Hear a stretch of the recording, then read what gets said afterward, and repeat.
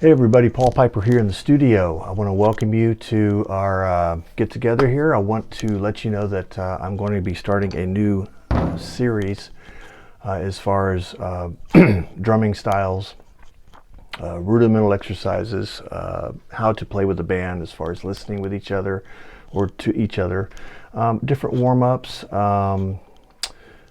just different styles of music. I do have some audio examples that I will demonstrate, some rock, some jazz, some blues, shuffles, stuff like that.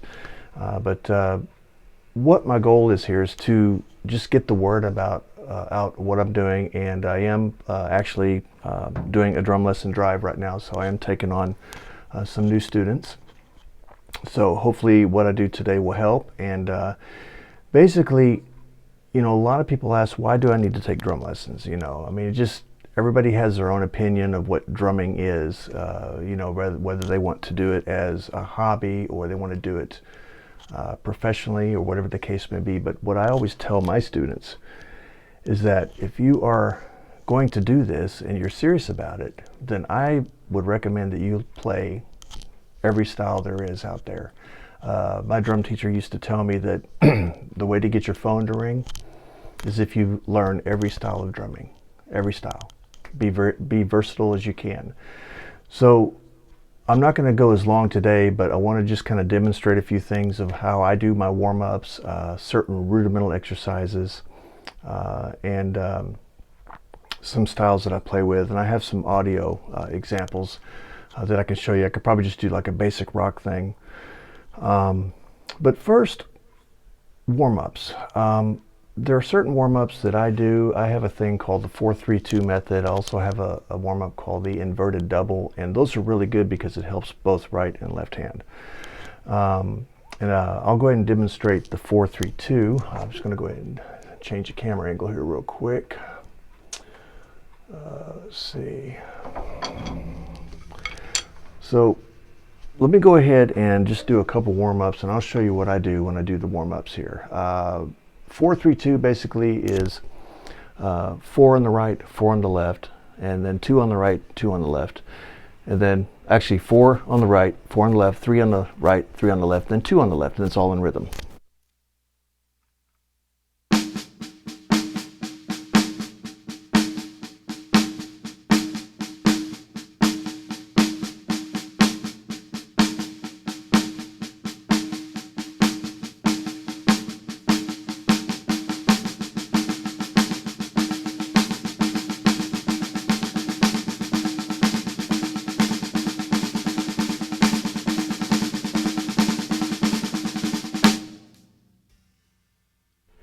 So basically, you can go as fast or slow as you need to do these certain warm-ups. I find that they're very helpful, especially if you're going to do a gig and you want to make sure your limbs are all working good. There's a thing that I also do where I'll do some doubles with my feet.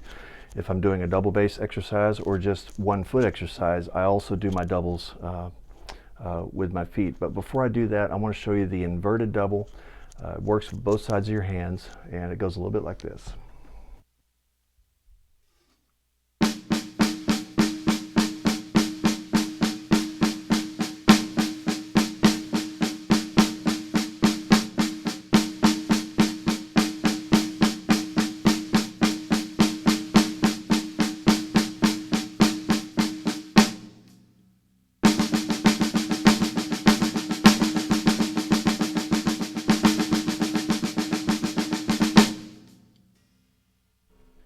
Okay, so these are some really good warm-ups. That one was the inverted double, and let me show you how you can do that with your feet if you just want to warm up your right foot and your doubles when you're doing your normal rudimental exercises as far as a double stroke roll.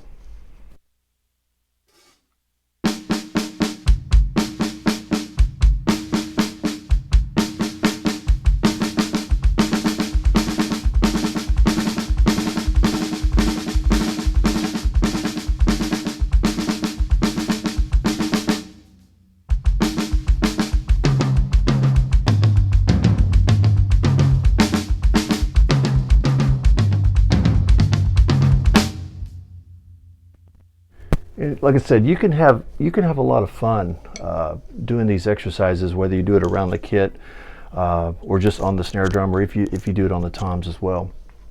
But those are a lot of the warm-ups that I do.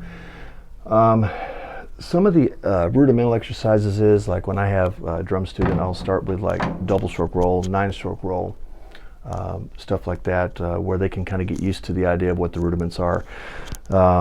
The 13 essential rudiments are pretty much the basic rudiments that I like to start my students out on.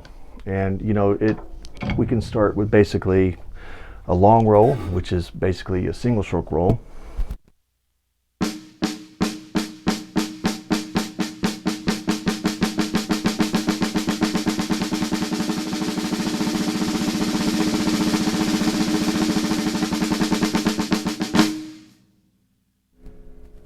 And so on. You can also do the single stroke roll. You can also do work on your speed and agility with double strokes, 5 strokes, 7-stroke rolls. So let me do the double stroke, 5-stroke, 7-stroke.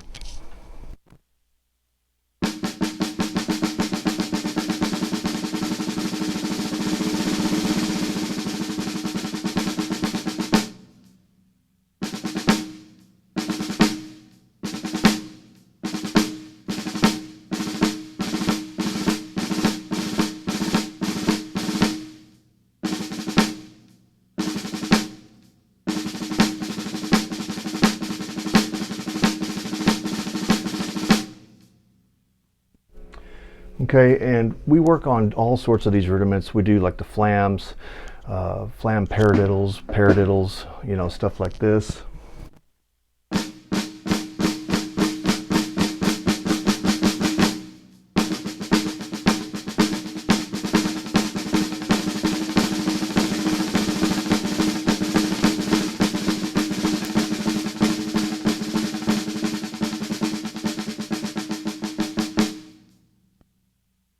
You know, stuff like that.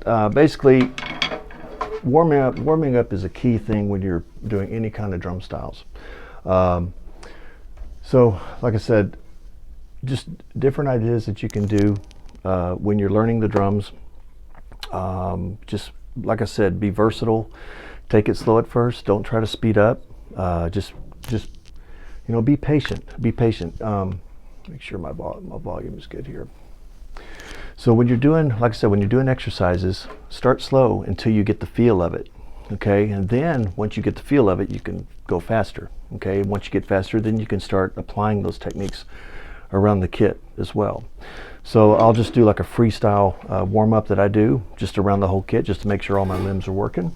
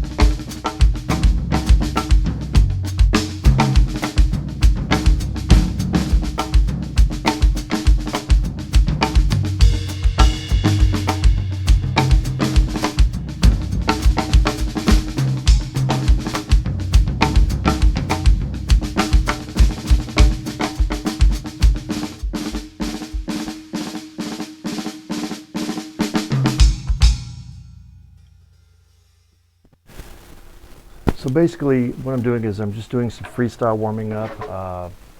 Did not do much playing today, so I apologize for some of the weird clams, but I'm only human, right? But anyway, these are just some of the things that I do when I warm up if I'm doing stuff before a gig. But some of the styles that I go through with students are basically, like I said, rock, jazz.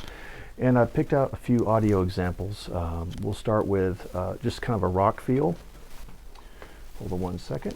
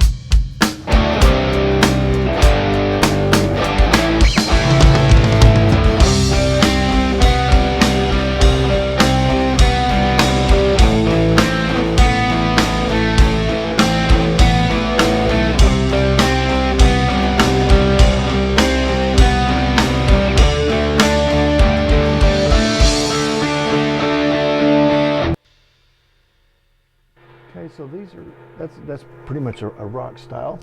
Now what I'm going to do is I'm going to show you when I work with students, like let's say if they want to do like maybe a blues shuffle. Okay, so I'll give them a demonstration of a blues shuffle, and I do all of this in-house, so you'll see when I have a student what we go through.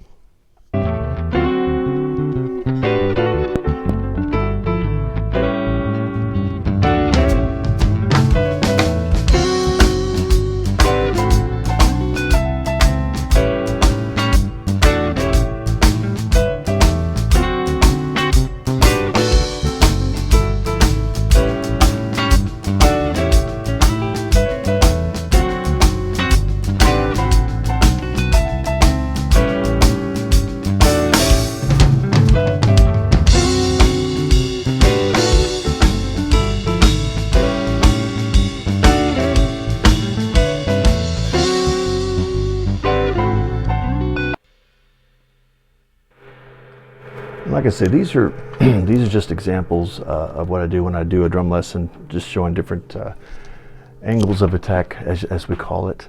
But anyway, guys, I want to thank you for joining me today on this little short pre-tidbit on drumming with Paul.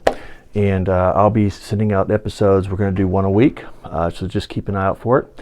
And y'all take care. Have a good day.